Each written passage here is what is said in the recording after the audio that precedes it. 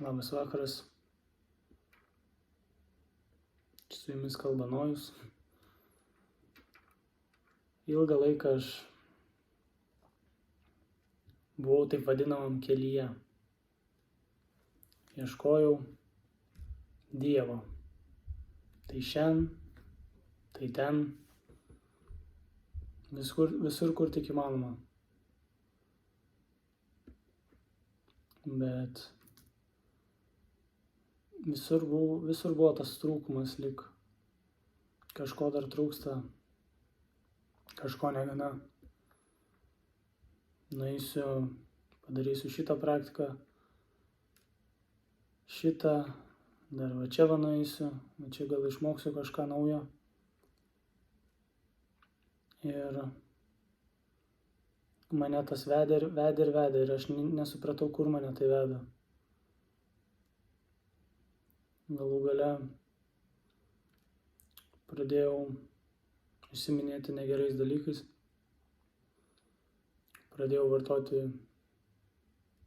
stiprius psichodelinius narkotikus ir jie mane privedė prie, sakant, žemiausio taško gyvenime, kuriame esu buvęs. Tai patyriau visišką beviltiškumą, tokią skylę, kur tu jautiesi, kad nebėra vilties, nebėra pas ką paprašyti pagalbos. Bet netgi ir toje akimirkoje Dievas, jis yra su mumis. Ir jis mato, ką mes darome. Jam labai liūdna ir gaila, kad mes bėgame nuo jo. Bet jis kaip mūsų kūrėjas, kaip mūsų tėvas, jis mus vis pamoko ir laukia, kol mes išsirėksime kaip maži vaikai.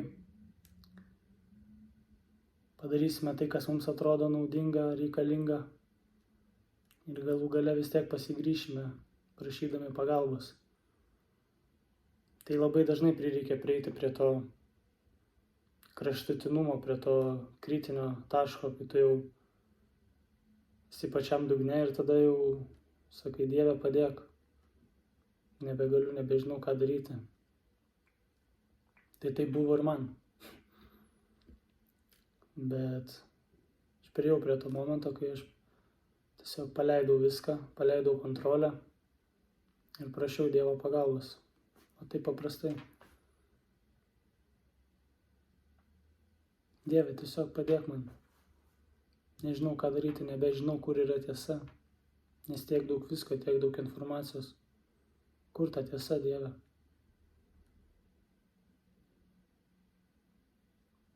Ir supratau, kad vis dėlto ta tiesa visą laiką buvo čia ir labai arti. Ir tai buvo asmeninis ryšys su juo čia, su Jėzumi Kristumi, kuris atėjo ir pasiaukojo dėl mūsų, kad mes galėtume gyventi su juo. Nes mes visi gyvename nuodėmėje. Galime to nepripažinti, galime savo meluoti, bet nei vienas nesame šventas. Bet Dievas tam ir padeda mums.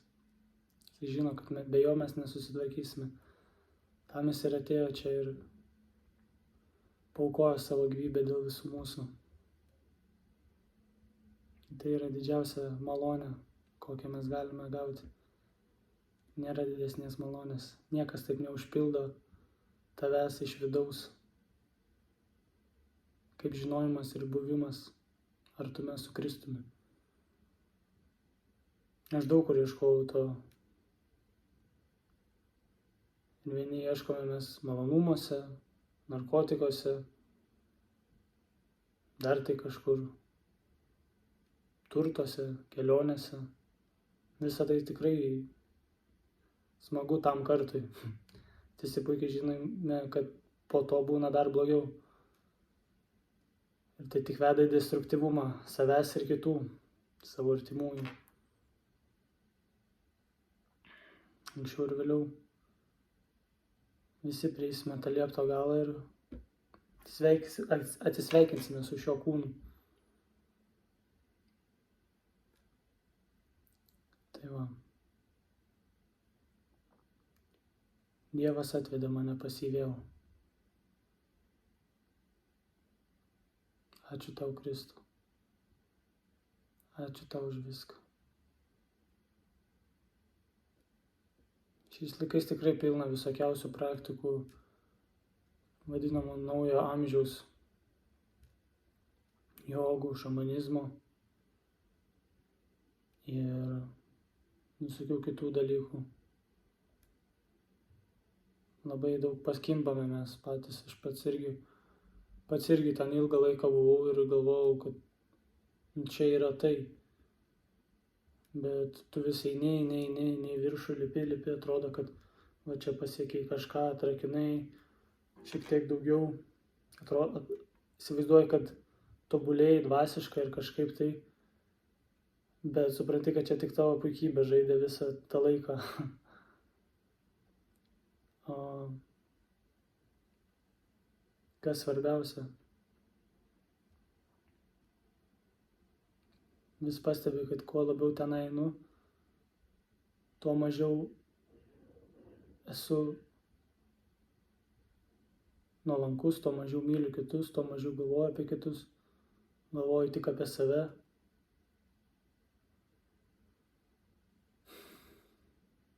Dievas mus ir moko po truputį.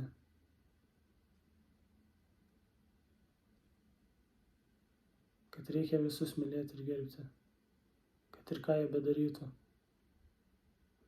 Bet be jo pagalbos mes to nepasieksime, nes per daug pagundų šiame gyvenime, per daug šnabždančių balsų, minčių ir mes pasimetame tarp jų. Kaip žinoti, kur tiesa? Mano patyrimu, tiesa tai Jėzus Kristus, kelias, gyvenimas ir tiesa.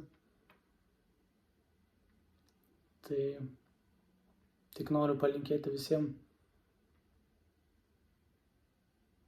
klausti patiems, kas yra Dievas, kas yra tiesa. Tiesiog taip, prieš miegą pasimelsti, paklausti, Tėve, parodyk man tiesą, apsireišk man. Pradžiai gali būti sunku, širdis ir protas neigti visą tai, nenorėti to daryti, bet nepasiduokite, tiesiog bandykite ir bandykite.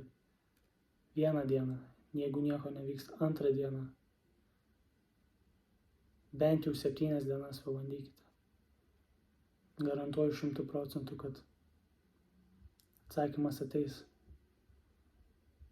Nebereikalo Biblijai rašo, ieškok ir rasi, belsk ir tau bus atidaryta. Tai va, pasimelskime.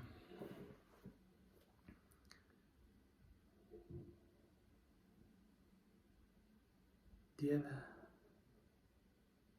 dėkoju tau už visas malones, kurias suteikė mums visiems, sūnums ir dukterims.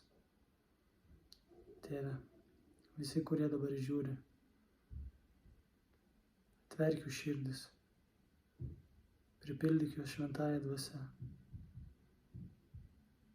Tegu jie nesustoja ieškoti tavęs, nesustoja ieškoti tiesos. Parodyk jiems, kas tai yra. Atsiverk jiems. Tegul jų akis pamato ir ausis išgirsta. Tėve, nuvalyk visus jo neramumus, visus pykčius, visas nuodėmes.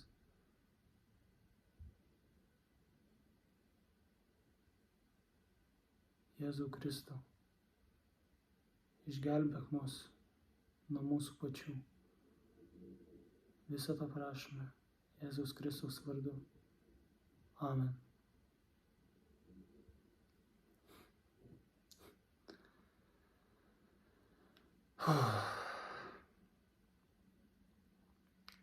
Mielieji, jeigu galvojate, kad dabar jums sunku yra, ir tikrai taip yra, labai sunku, galbūt jūs patirite didžiausią smurtą, fizinį ar psichologinį, visada yra išeitis. Jums sakys, kad nėra, jūs jausitės ir galvosite, kad nėra, bet visada yra, netgi žiauriausiose gyvenimo situacijose. Tai reikia paprašyti pagalbos. Tai reikia nusilenkti ir paprašyti pagalbos, nes mes nežinome, kas yra geriausia. Mes nežinome patys, kas mums yra geriausia, kas geriausia mūsų artimiesiems. Mes tik įsivaizduojame, kad žinome, kur mes einame, ką darome.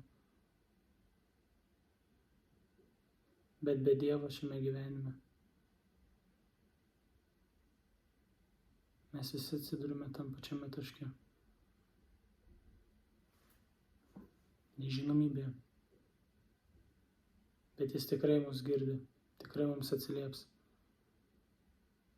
Kūrėjas, Jis nori, kad mes būtume su juo, turėtume tą asmeninį ryšį kartu čia širdyje. Ir Jis mums rodys, kur eiti, kaip gyventi, kaip mylėti, kaip džiaugtis. Tai va.